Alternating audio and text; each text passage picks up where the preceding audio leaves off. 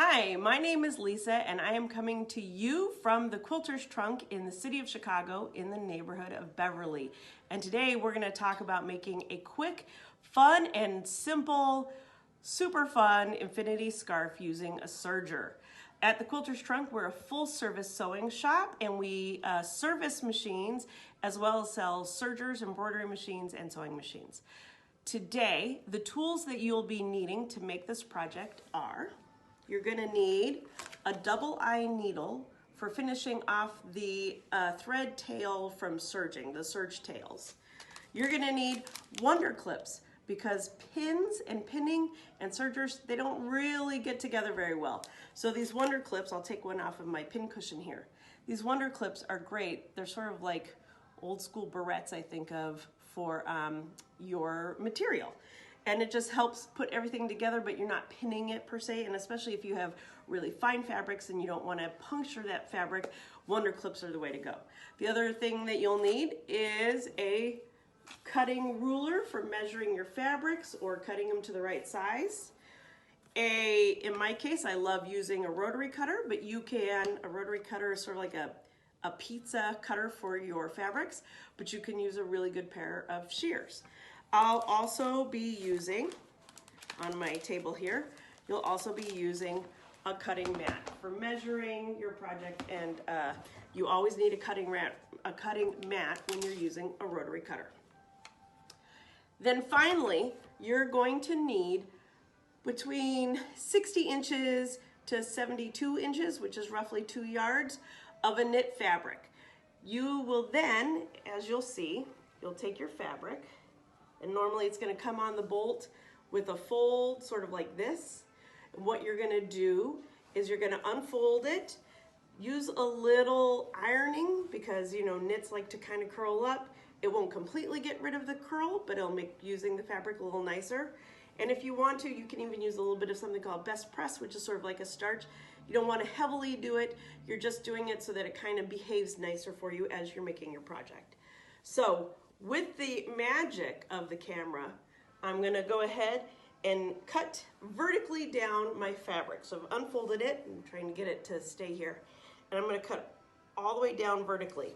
Not horizontally, but the whole length of the fabric, that 60 to 72 inches. So I'm going to go do that, and I'll be right back. All right, and just like that, I have two very long pieces. But what I'm going to go do now is I'm going to take and cut off the selvage. And the selvage is the part of the material that talks about where the fabric was made, who the name of it, and the designer is. So I'm going to go cut off the ends that we don't want, the selvage ends. All right, I'm back. And now that we have our two long vertical pieces cut and the selvage is cut off, we have these two long strips. And what I'm going to do is I'm going to take the wonder clips that we were just talking about, and I'm going to put right sides together, and I'm going to take the two short ends, and hopefully if you've measured correctly, you'll notice this, but we'll take the two short ends and we're going to wonder clip them together. We do the first one here, just so that you can kind of see what I'm talking about. So here's one, and again, remember, you can pin it, but you just got to remember to take your pins out before you sew over them on a serger. Sergers go really fast, so it's very easy to accidentally forget that you have a pin in there. So I'm just going to use my wonder clips.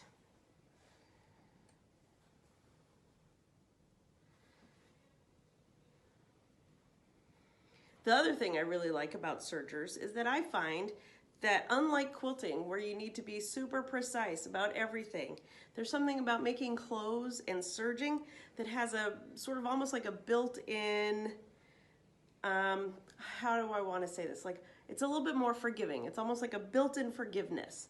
So if you're not completely spot on with cutting your fabric completely in half, which I have noticed is the case here, that's okay, because with a serger, it really doesn't matter. You're gonna trim kind of to have it be the right length anyways. So I found that I'm a little short in my pinning, one fabric slightly longer than the other one.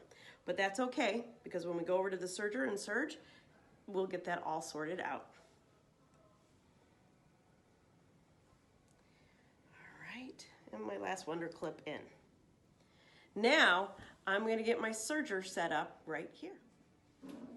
All right, now we're back at our serger, or we are here with our serger, and I'm going to do a 4-thread overlock. You'll want to check your manual and make sure that you have your machine set up for a 4-thread overlock. I have the Baby Lock Victory, and I really like it because it comes with this thread guide for setting it up, super easy. And if you can see, it actually has a thread guide for many different stitches that it can do, some of the most common ones. For example, if I were doing this on a performance knit where I might want to use a flat lock or a ladder stitch for fabric that really stretches and moves with you. So the other thing that I really like, which I don't have, is something called woolly nylon. And you put this through your serger, through the lower loopers, and it's almost like slinky. Remember that toy, the slinky, and it would go up and down and up and down? It's almost like that. It's thread that when you pull it taut is really thin, but then it kind of bounces back. And if you were to do something with a decorative thread that you wanted to see, or a decorative stitch rather, and you wanted to see the outside of it, woolly nylon might be one of the ways that you could go. I don't have that today. Today I just have 4 cones on my 4-thread overlock, and my machine is all set up. So what I'm gonna do is I'm gonna go ahead and close it up. And then we'll be cooking with gas in no time. All right, so I'm gonna go slow, try to go slow. It's really hard with the serger actually to not go slow because it's got such power. So I'm gonna just go ahead. And again, I'm not gonna stress about the fact that they're not gonna come out completely equal because we're gonna catch that when we sew it. And the nice thing is too about the sergers is there's that blade. So unlike quilting where you're paying attention to your seam, if your cuts aren't exactly precise, that blade will make it look like you intended it to be exactly like that. It's very forgiving. Whoops, put my foot on the pedal here. And it's gonna catch that. I'm gonna go a little slow so I don't accidentally sew my wonder clips. I was slow-ish.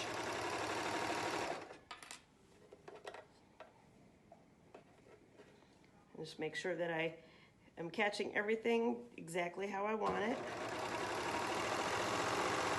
I'm also not used to sewing with at an angle here. Normally, you're sitting at your desk.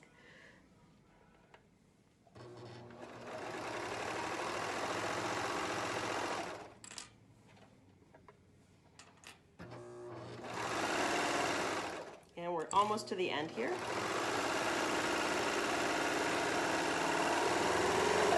And I'm just gonna sew that right off, okay? And look at that, really nice. So now what we're gonna do, and we're not gonna worry about this, is we're gonna go ahead, open it up, give that seam a little press, and then what we're gonna do next is put right sides together the long way, and we'll put some wonder clips there, and through the magic of the camera, just give me a moment. All right, so what I did is I went ahead using my wonder clips and I went through and I put them all together. Now, you'll notice because of its knit, because of it being a knit, the nature is that it's gonna wanna try to curl up inside of itself. And that is why I use wonder clips, really. It's not behaving the way that you want it to behave. If you again, iron and press it, use a little bit of starch, and that's gonna help mitigate that. And also you wanna go nice and slow.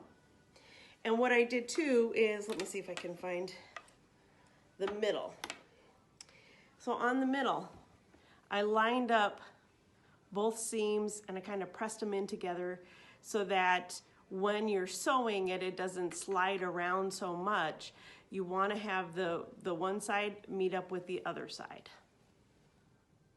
All right, so I'm going to go slow and try and work with the rolls as they happen, and I'm going to go nice and slow. So I'm going to put my beginning in here, lift up my presser foot, kind of work that in there, close that up, and I'm just going to go nice and slow now. Well, slow-ish. Again, it's kind of hard to go slow on a serger, but we can do that, right? We can kind of go slow. And then I'm just going to work with the fabric and working with its natural tendency to want to kind of curl in with each other. So I just kind of hold on with my thumb and my finger, and I'm going to go ahead and just keep doing that and go nice and slow.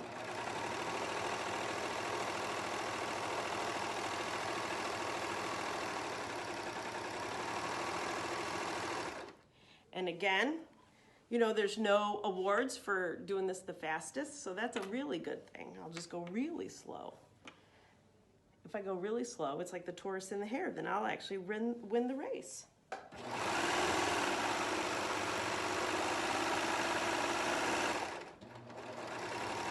And if you're doing this at home, you know, if you want to, you can have a little bit of like a bin, because one thing about a serger is there's lots of excess. It's a lot of fun, actually. You could make a little, fill a pillow for your cat, a toy, I don't know, thinking off the cuff.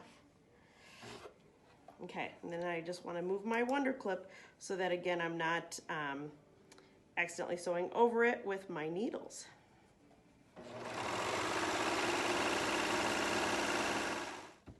All right, so we're about to get to the middle where we have those two seams together. It's not a big deal. It's just when you go over that sort of added bulk, you want to go nice and slow. So I thought I would show that really quick. I'm going to take out my Wonder Clip.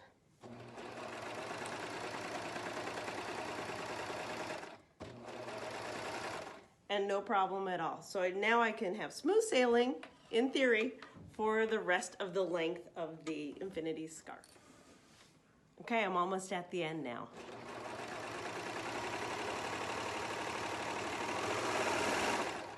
And with sergers, you're just gonna go ahead and keep going until you can trim that thread right there. And I have a little cutter on the side of my machine. So now you have one ginormous long tube. And what we're gonna do is we're gonna just reach inside. And we're going to pull that right out. Don't worry about those serger ends at the moment. No big deal. If you notice, I haven't trimmed really any of them at the two things that we've done so far.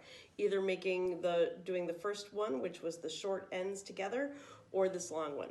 But that's all right, because we have a solution for tails. And the only time it's really even going to matter is at the very end. So the tails that are on the inside, you don't have to think about because it's on the inside. So here I am. I'm now taking my tube and turning it right side out. And now what you'll see is that we have these two ends. Here's one, and all the way down here for our infinity scarf is the other one. So much like we did the other one, we have to put these together, short ends together. But you don't want to see them. So what I'm going to do is, luckily we have our 4-thread overlock, but I'm going to go ahead and take this, lay it out on the cutting table, and make sure that I don't accidentally sew in, you know, like, what do you call it, like a crink in it or something. So I'm going to go lay it out, and I'm going to put two sides together and make sure I don't have any twists in the fabric. Okay, so now we're going to get to one of the more trickier parts of the whole thing. It's a knit fabric. Like I said, you've been fighting a little bit with those rolls as it wants to roll in on itself. And no matter how careful you are with cutting and measuring, the thing that happens is that one side of your ends might be a little bit longer than the other side. So what I've done is I've kind of taken, knits are nice and stretchy, so I've sort of taken one side to meet up with the other. Because this part you want to be as even as you possibly can get it. You might get a little bit of a pucker, but when you wear your infinity scarf and it's nice on your neck, nobody will ever notice. So I'm gonna go ahead, I'm gonna start at this end, and I'm gonna go really slow. Slow and steady. So I'm just gonna go ahead and get this underneath my presser foot. Just like that. And then I'm just gonna slowly go feeding all 4 layers, the 2 ends. So all 4 layers are gonna go together.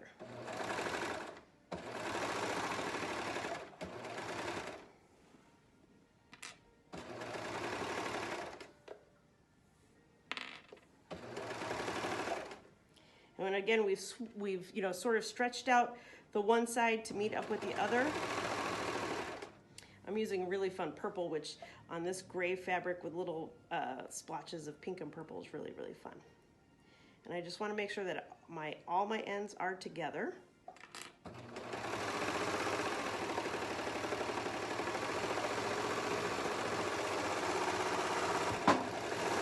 All right, and now I have gone ahead and serged them together.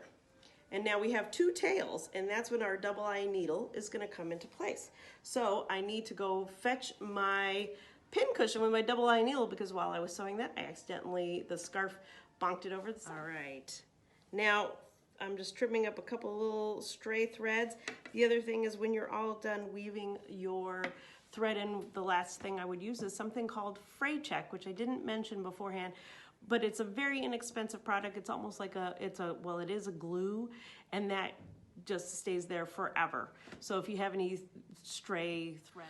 All right, so after we fray checked and we did all of that, you now have this, that is your inside. So when you give your infinity scarf to a family member, there you go. Now I'm gonna take my infinity scarf and I'm gonna actually hold it like this. And because it's snowing today, I wouldn't mind having a nice, comfy scarf, put on my coat, and I'm ready to go and tackle that March snow that's going on right now. So that is an infinity scarf. Once you make one of them, it's super, super easy. You'll be making them as gifts for all of your friends, family members. And then you can start to play around. Maybe you can have 2 contrasting fabrics.